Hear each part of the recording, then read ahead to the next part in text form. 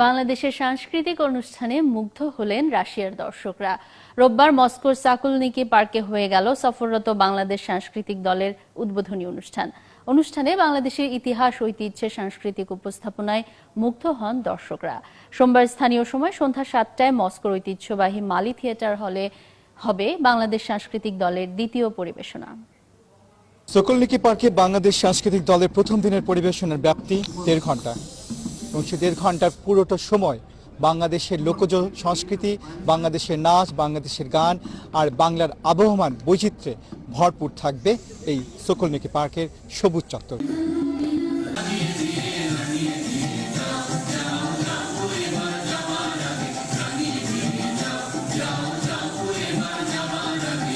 Good connections with this nice culture and with this great country, Bangladesh. এই প্রথমবার 40 বছর পর এরকম একটা অনুষ্ঠান হচ্ছে, ওপেন কনসার্ট হচ্ছে।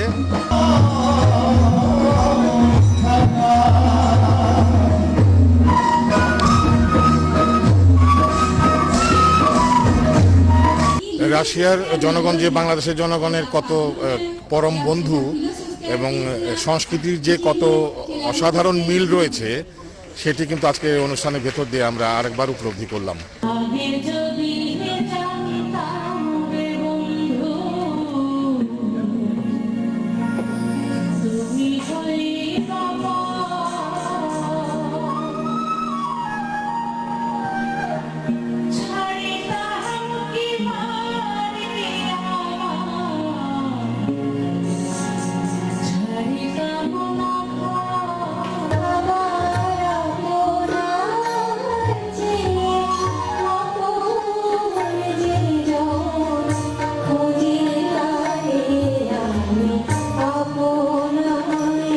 মুগ্ধতার চেয়ে বেশি কি বলা যায়, যদি থেকে থাকে তবে তেমন অনুভূতিতে ডুবে আছেন এখন এই দর্শক, আর সে অনুভূতি নিয়েই তারা বাড়ি ফিরবেন। মস্কো থেকে পার্থ সঞ্জয়, একাত্তর।